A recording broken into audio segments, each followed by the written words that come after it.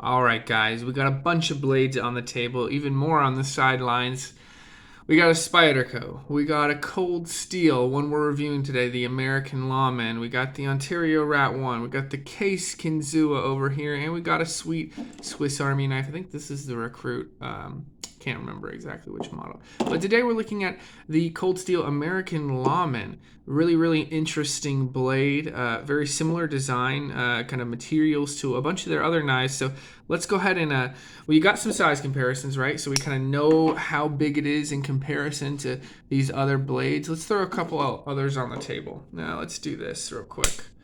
So we'll remove this guy, Let's bring in another Spyderco. All right, what Spyderco am I bringing in? Full stainless Endura. You don't see those that often. Look at all those glares. You got some scratches on that stainless steel. This is more of just I enjoy owning this knife. I got a great deal on it. There's some pitting on that VG tin right there. It's not super practical. Sure, it's like still a very usable blade, but it's real heavy and it's not super ergonomic. But I just love owning it, and I think it's a blast to own. So that's how big it is in comparison to that. We'll talk about the specs here in a second. Let's bring another Cold Steel on now. What Cold Steel is it going to be, guys? Boom. Code 4. Yeah, so similar in size. We're looking at a little bit more length on that handle. Yeah, the blade's supposed to be about the same size, but that Code 4 looks a tiny bit bigger, right? Okay. Let's bring a fixed blade on real quick, just to shake things up. Buck 119 right there. Okay. So I'm just doing this for fun. We all like seeing different blades. You're seeing kind of part of my collection, a lot of my permanent collection. So let's talk about this knife, the Cold Steel American Lawman. Very similar in design to the AK-47, to the Recon 1. Those three are kind of their flagship G10, full G10, no liners knives. And they're all great knives, and I'm just going to spoil that a little bit because this is a great knife. So let's talk about the specs, then we'll get into what I like, what I dislike, and something unique. So on this Cold Steel American Lawman, you're looking at a 4.5 ounce package overall, 3.5 inch blade right here, nice big finger choil going into that blade right there. We are looking at S30V, or S35 rather, VN, right? And that is a DLC coating on there. Really like those DLC coatings. They're nice and shiny, but they keep those blades black, and for this aesthetic, I think especially it works out. So yeah, S35 made in Taiwan. Like much of Cold Steel stuff, much of Spyderco stuff as well nowadays. Handle is 4 5/8 inches. This is full G10, as I mentioned before. No liners in there. So you can see, just straight D10. G10 is a very strong material. Overall package is 8 1/8 inches. That blade stock is 3.5 millimeters. So pretty stout blade. All right, guys, what do I like about the Cold Steel American Lawman? So I really like the blade design on this. I think that this, along with the AK-47, fantastic, just well thought out utilitarian blade. Good bit of straight. It's about half and half straight, half belly, and that belly is really nice. So this is going to work well for just about anything you could want it to work for. I'm sure it's a great defensive knife. If you've practiced any sort of martial blade craft, you can comment below.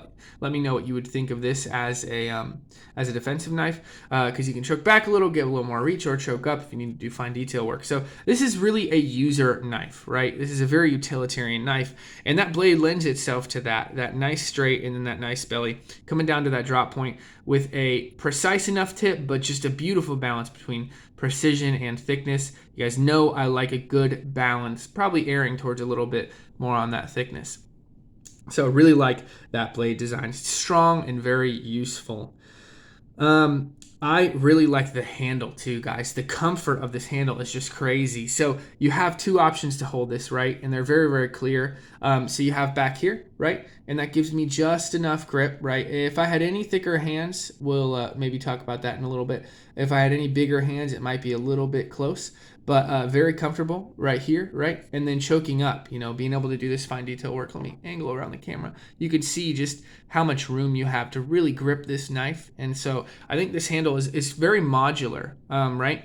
You have a lot of options for it. It kind of reminds me, not in feel because it's a lot thinner, but the Spyderco PM2, the way you can kind of grip it in both, comfortably kind of in both positions. So I really like the ergos. And I like that this is a little bit thinner, right? This is a little bit thinner than a lot of the other Cold Steel G10 designs. I don't have another one anymore. I've kind of since sold off my Recon 1 and AK-47, probably because they're a little too thick in pocket. But look at the thinness, right, between that. So we're getting a little bit of a glare from that light. But so yeah, let's look at that right there. Look at that thinness in comparison to that. Like the Rat 1's just a much thicker package. Part of that is because of those liners. Now, you know, some people would argue that they'd prefer liners in a blade like this. With a blade like this, with the G10 and the Triad lock, you just don't. It's not necessary with how strong the blade is. It's going to hold up to any task you could want it to. Even compared to the Cold Steel Code 4. Sorry, hit the camera again. You know, it's still a very thin package. And this is a very thin blade as well. So this one's probably a tiny bit thinner, but not much, not much. So yeah, I really like the handle, and I like that it carries thinner because of those thinner scales. Also, the price, guys. I think that the price is a great solid price for this. Now, what did I just talk about in my last review? The game changer came in, right? The Case Marilla and the Case Kinzua, making this in America for about 115 bucks. Right, this is S35, so same material, aluminum. So this is a very premium knife for a great price, and it's made in the USA. This is just a little less expensive, so you're going to spend a few bucks less on this. And this is Taiwanese produced. I don't have anything wrong with things made in other countries, but I do like knowing when I buy something that the individual who made it was making a living wage. So I do prefer U.S. made products. You know, products made in just the country of my origin. I think a lot of people are like that. I don't have anything against making things in Taiwan. It's keeping the cost down a little bit. But I think for the price, you're getting premium materials, S35, G10, very smoothly. You know, everything's machined very well. The fit and finish is great on this. And the pivot on these Cold Steels in the last few years has just been so much better than it used to. I think that they did a really good job of starting to smooth out their engagements. And I have a feeling that moving to the DLC instead of Teflon has stopped a lot of that in this pivot where it might have been painted with that Teflon. It just might have been more gritty over time. And so now that it's DLC, it's just smoother. And so I think the pivot's nice. And the price is good. Is it the most amazing thing? No. But it's good. And I like it. I like that we're getting this price for this blade and these materials. So let's talk about what I don't mind. I mentioned it. So if I had any larger of fingers, you can see this right here. You know, it would be so close to be not being able to fully fit on the back portion, like the back grip of this. So it would be really, really close. Let's bring this around this way, right? So it would be really close. Now I do have very thick hands, guys. I don't have long fingers, very thick hands. You guys know that. So most of you guys' hands are probably going to fit on this just fine. But if you got real big mitts, XXL size, you know, hands, make sure and get your hands on one of these to make sure that it fits well. Gripping it right here, you're going to have plenty of room regardless. So if that's what you're planning on doing and you have huge hands, don't worry about it. But if you want to be able to go back here, maybe you're doing carving tasks, really light chopping, or, you know, food prep, you kind of want to come back here and get a little more reach. Yeah, just make sure your hand fits on this nicely. So that's something I don't mind. Because it could be a kind of positive or a negative depending on who you are and your hand size. So what do I not like about this? Well, this is a little wide in the pocket. I should have had my tape measure brought out here, but I don't. Let's look at it in comparison to some of these other knives, which I would also criticize for being wide in the pocket. This is wide in the pocket. Let's see. They're almost identical as far as their width. Code 4 might be a little more wide in the pocket, and especially the Spear Point Code 4, that was one of my gripes with it, was how wide it was in the pocket. Love this knife. Code 4 is just an awesome blade. But it's wide in the pocket. Spyderco's wide in the pocket too, a lot of them. This one right here, no different. This isn't terrible, but it's still pretty darn wide in the pocket, right? Yeah. So I don't love that. That being said, it's relatively compact in the shortness, so, you know, it's not the end of the world, but a little wide. The only other negative I have about this is the pocket clip is a little bit too tight. That's an issue with a lot of Cold Steels. Now, since they changed their G10, let's look at this G10. I wish I had another one to compare it to. This G10 is the newer texture, and it's just a more fine texture. It's not as widely textured, and so it's still very grippy, guys. It's plenty grippy. You can see how it looks very similar to that Spyderco texture.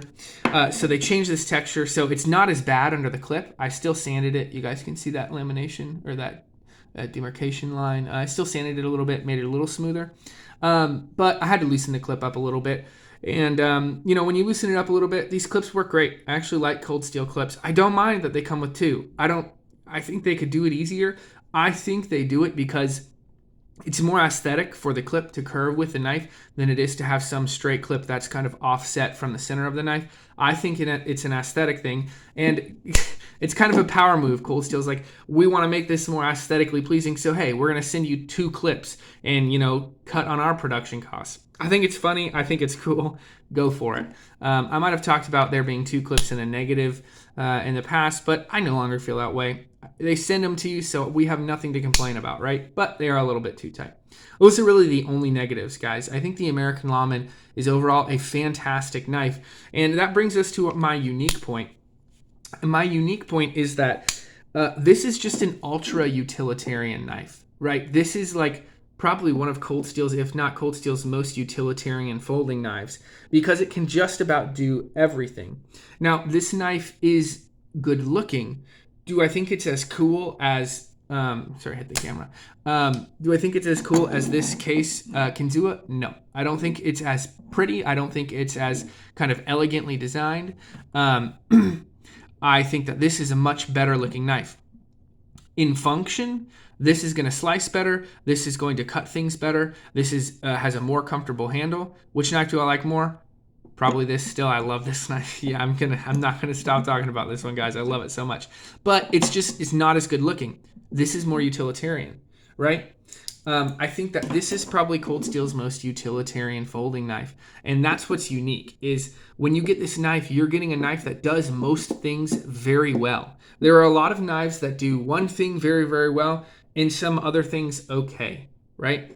The Buck 119, very slicey knife with that hollow grind, right? But look at that tip. It's a thin tip. It's 420. There's a lot of stuff it's not going to do super well. It's not going to chop well. It's not going to, like another knife this size might be able to do. But it does what it needs to well. It slices well, it cuts well, and it pierces well because this is, a hunting knife.